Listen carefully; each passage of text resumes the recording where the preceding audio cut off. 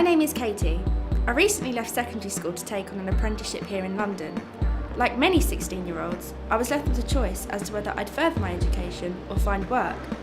It struck me after speaking with relatives how many trades this city once offered. In the past, you could learn how to become a clockmaker, a tailor or a shoemaker. Most of these trades, of course, still exist, but you're more likely to study the stock market or ICT than you are to learn a manual labour. This has set me on a journey to learn more about apprentices and working conditions. I'm on my way to the Guildhall Library to talk to Jeannie Smith, a librarian who works there, to hopefully discover more about apprentices. So what kind of jobs did the apprentices do? Was it just one particular one, or was there a variety of jobs? For the livery companies, they represented trades like carpentry, there are goldsmiths, grocers, drapers, it's a huge range of trades. We have registers of apprentices that someone's recorded all these from the manuscripts that we're looking at, and once they had served their apprenticeship, they had the opportunity to become free of the city, free of the company, and therefore free of the city. How long did you say your apprenticeship will last? About 15 months. Yeah. So is that roughly the same time? Or? No, it was the average was about 7 years. It's a long time. Was it just boys, or was there a chance that girls would become apprentices as well? It tended to be boys. Most of the time it was boys, but some did take on female apprentices, but they were quite rare. So did they all start their working day at the same time, or was it a variety, or when was the set block that they had to work in? I think it would be linked to the nature of the trade that you were engaged in. So I would think that if you were a waterman, lighterman's company, your hours might be rather different because of the nature of what you were doing. For a lot of apprentices, it would have been the working day would probably have been the hours of daylight, because they didn't have our artificial light to work by, so it would vary between winter and summer how many hours they would be working.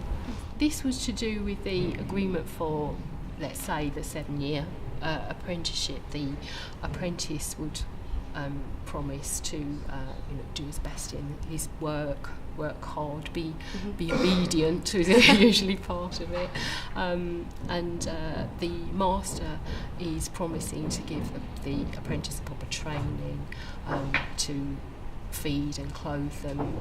Usually sort of says something like sufficiently. It doesn't. They're not in the lap of luxury, unfortunately. So it's a sort of, they're both promising to keep their part of the agreement over the 7 years, because the apprentices would normally live in the master's house.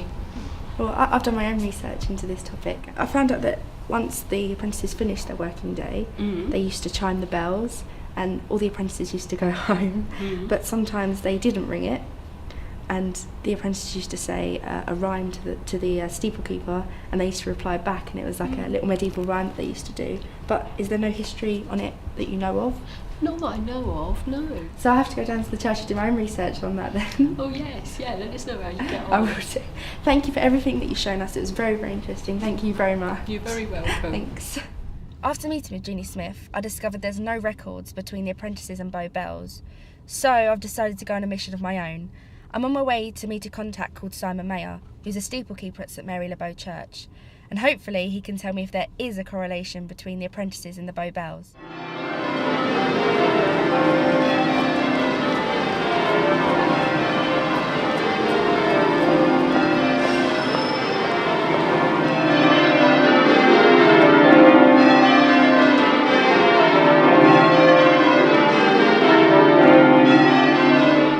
Subtle as you'll feel. It's not a hard pull. No, it's the not. difference between just a little bit more and a little bit less is a huge amount. So it does take time just to be able to ring a bell on your own, and then to try and fit in with other people. It's a process. It's a physical skill, and it does, as you say, take a lot of concentration. There's a lot more to it than most people would realise.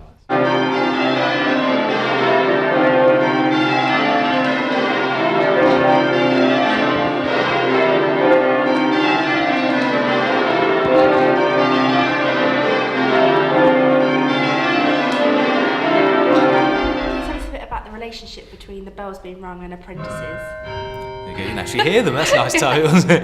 That was just the quarter past on the clock. Yeah, the bells have had a history, I think, with apprentices. Traditionally, Bow bells were sounded for the curfew, curfew comes from cover the fire, which was at the end of the day, and it's traditionally the time of saying to people that's the end of the working day. And there are all sorts of stories about the bell not being rung on time and apprentices getting very upset about it, and there's some various rhymes and things about it.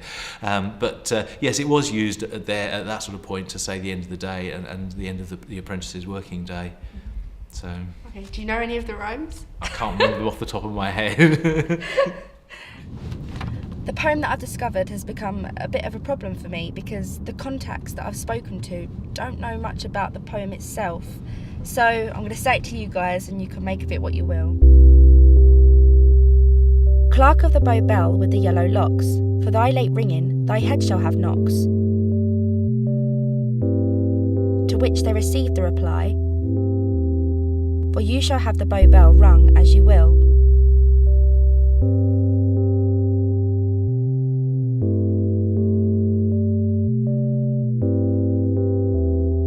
The poem signifies the end of the apprentice's working day.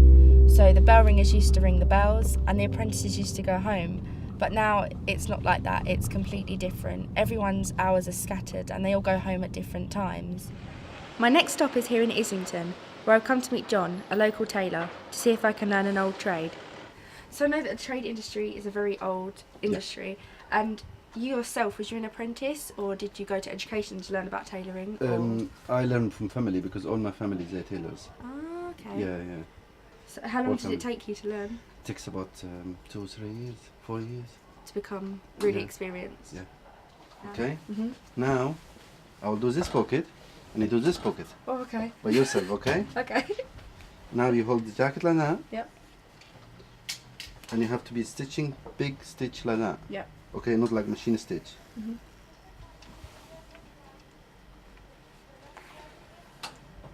Easy? Yep. Can you do this pocket for me, please? Cool. Oh, like that. Yep, it's fine. And then, which way is it? Whatever you want. Oh, I don't know. It was very enjoyable. Yeah. Even though it's really bad, I'm really No, sorry. it looks good. I'm sure it looks good. Tailoring was a very different experience for me. It's nothing like I'm used to. My mum and my nan usually sews my clothes for me. So for me to have a go at it, it was a new and exciting experience. But John said to me that it gets repetitive each and every day. So I don't think I would have been used to it or would have liked doing it every day. At the moment I'm doing a media apprenticeship and it involves creative decisions, new projects each and every week, and I get to do creative things that I like to do. I'm on my way now to London Sam to show you guys what my media apprenticeship is all about. I'm a modern day apprentice studying creative and digital media at London Sam. I've had an opportunity to get the kind of hands-on experience you wouldn't usually find in typical academia. We have so much more in store for us now, but apprenticeships aren't everybody's first choice as a segue into the working world. My apprenticeship has been very valuable for me, and I'm really excited to see what the future holds.